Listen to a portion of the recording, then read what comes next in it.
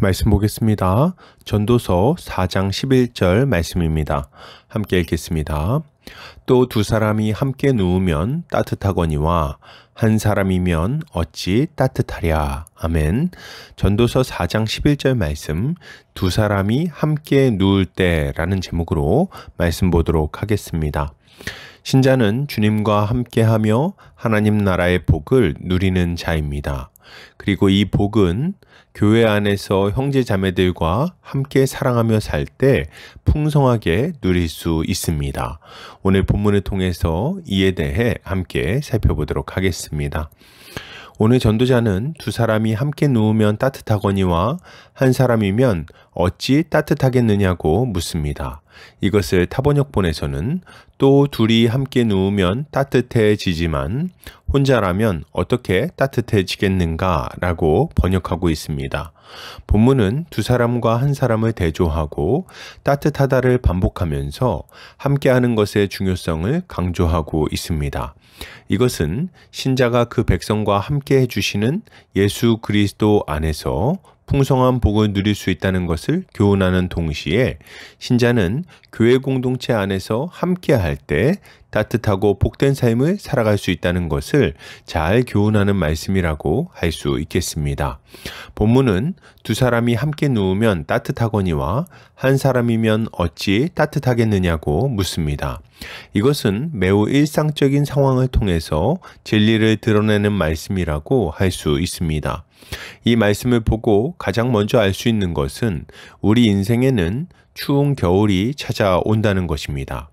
인생에는 좋은 날만 있지 않습니다. 모진 비바람이 몰아치고 눈보라가 몰아치는 날들이 찾아오는 거죠. 몸이 아픈 날이 있을 겁니다. 앞길이 막막한 날이 있을 거예요. 실패하는 날이 있을 것이고 수고하고 노력해도 주머니가 허전한 날이 찾아오는 것입니다. 눈몰아치는 겨울처럼 가슴 시린 이별의 순간들도 찾아오겠죠. 이럴 때 우리에게 필요한 것이 무엇입니까? 옆에서 함께 누워줄 이웃이 간절히 필요한 것입니다. 추운 겨울이 되면 사람의 온기가 그리워집니다.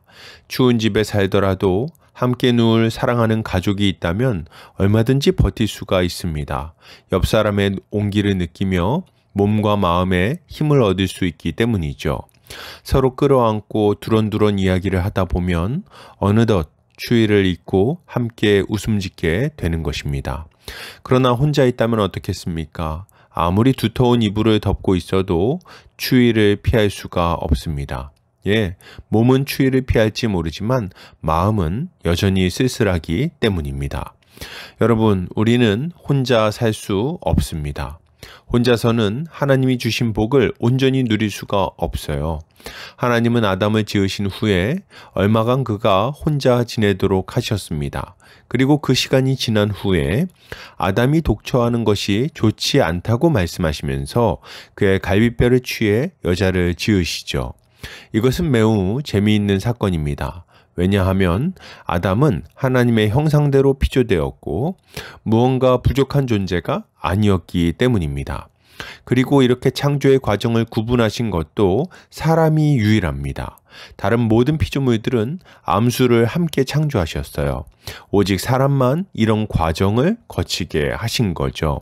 하나님이 이렇게 하신 이유는 무엇일까요? 하나님은 이 과정을 통해서 세 가지를 교훈하고자 하셨습니다. 첫째는 사람이 독처하지 않아야 된다는 겁니다. 혼자 있는 것은 하나님이 보시기에 좋지 않았습니다. 이것은 하나님이 계획하신 본래의 복된 모습이 아니라는 거죠. 아담은 뭔가 부족한 존재가 아니었지만 홀로 있는 것은 하나님이 본래 계획하셨던 그 풍성한 복을 누리는 모습은 아니었던 것입니다. 둘째로 교훈하는 것은 사람은 그 이웃과 본래 한 몸이라는 사실입니다.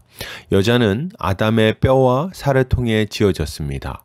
이것은 두 사람이 서로 다른 둘이 아니라 하나로 창조되었음을 확실하게 알려주죠. 그러니 사람은 서로 하나 되어 살아가는 것이 순리에 따라 살아가는 것이라고 할 수 있는 것입니다. 하나님은 아담의 갈비뼈에서 여자를 창조하심으로 이것을 확실하게 알려주신 거예요. 셋째는 본래 한 몸에서 비롯된 두 사람이 서로 한 몸으로 살아갈 때 복을 누릴 수 있다는 것입니다. 하나님은 사람이 서로 사랑하며 섬기는 삶을 살아갈 때 지극한 기쁨과 만족을 누리게 하셨죠. 이것이 주님이 사람을 아담과 하와를 이런 과정을 통해 창조하신 이유인 것입니다. 맞습니다. 혼자 살아가면 외롭고 쓸쓸합니다. 혼자 살면 거치는 것 없이 홀가분할 것 같지만 결코 그렇지 않아요. 사람은 서로 함께 의지하며 살아갈 때 참된 행복을 누릴 수 있는 것입니다. 문제는 뭡니까? 우리가 진실로 하나 되어 함께 살아가는 것이 죄인이기 때문에 불가능해졌다는 점입니다. 아담의 타락 이후로 사람과 사람 사이는 갈라지게 됐어요. 여자는 남편을 원하지만 남편이 여자를 다스리게 되었습니다. 이것은 부부관계가 깨졌다는 말만을 하는 것이 아닙니다. 아담과 하와로 대표되는 사람과 사람 사이의 관계가 완전히 무너졌음을 보여주는 말인 거죠. 참으로 그렇습니다. 세상에서 가장 위로가 되고 힘이 되는 존재가 누굽니까? 가족입니다. 부모와 자식 관계죠. 그러나 가족 안에서도 얼마나 많은 다툼이 있습니까? 부모는 자식을 무시하고 멸시하고 자식은 부모를 원망합니다. 부부간에는 다툼이 있고 형제간에는 시기와 질투가 있습니다. 피로 이어진 가족 안에서도 이렇게 많은 미움과 다툼이 있는 거죠. 그러니 다른 사람들과의 관계는 말해서 무엇하겠습니까? 서로를 온전히 믿지 못하고 따로따로 살아가게 되는 거죠. 그러면 뭡니까? 우리는 이렇게 외따로 흩어져서 섬처럼 살아갈 수밖에 없는 겁니까? 좋은 날, 기쁜 날을 함께 누리지 못하고 슬픈 날, 슬픔을 함께하지 못하는 것입니까? 그렇지는 않습니다. 하나님은 우리가 이런 외로운 처지에서 벗어나 복을 함께 누릴 수 있게 하기 위해서 독생자 예수 그리스도를 보내주셨습니다.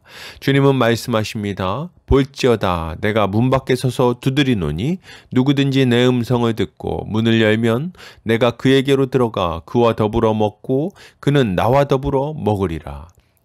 주님은 외로운 우리 인생 가운데 찾아오셨습니다. 우리가 주의 이름을 부를 때 주님은 우리의 심령 가운데 찾아오셔서 우리와 함께 머물러 주시는 것입니다. 주님은 좋은 날만 아니라 외로운 날에도 함께 하십니다. 우리가 추운 자리에 누울 때 우리 곁에 주님이 함께 누워주십니다. 그러니 아무리 추운 시절이 찾아와도 우리의 영혼에는 주님의 온기가 가득하게 되는 거죠. 그리고 이 땅에 오신 주님은 우리 사이에 막힌 담 또한 허물어 주셨습니다. 우리를 자신 안에서 하나된 존재로 재창조해 주셨어요.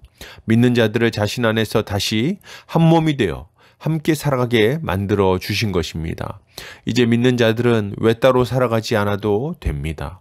그리스도 안에서 하나된 지체들과 함께 서로 사랑하고 위로하고 격려하며 함께 살아가게 되는 거죠. 그러므로 여러분, 이것을 생각할 때 신자가 가져야 될 마땅한 모습은 무엇일까요? 가장 먼저 우리는 예수를 믿어야 되겠습니다. 주를 믿을 때 우리는 외롭고 쓸쓸한 처지에서 벗어날 수 있습니다. 우리가 주님을 믿으면 주님은 우리 마음 가운데 찾아오셔서 영원토록 함께해 주실 것입니다. 그리고 함께 하시는 주님은 좋은 날이나 슬픈 날이나 관계없이 우리 마음에 큰 기쁨과 소망과 위로를 주실 것입니다. 또한 이미 예수를 믿었다면 우리는 교회로서 함께 살아가기를 힘써야 됩니다. 서로 사랑으로 섬기고 위로하며 살아가야 하는 거죠. 서로를 진실하게 사랑해야 됩니다. 서로를 뜨겁게 사랑해야 됩니다. 베드로 사도는 말합니다. 너희가 진리를 순종함으로 너희 영혼을 깨끗게 하여 거짓이 없이 형제를 사랑하기에 이르렀으니 마음으로 피차 뜨겁게 사랑하라. 맞습니다. 모이기를 힘쓰며 서로의 사정을 살펴야 되겠습니다.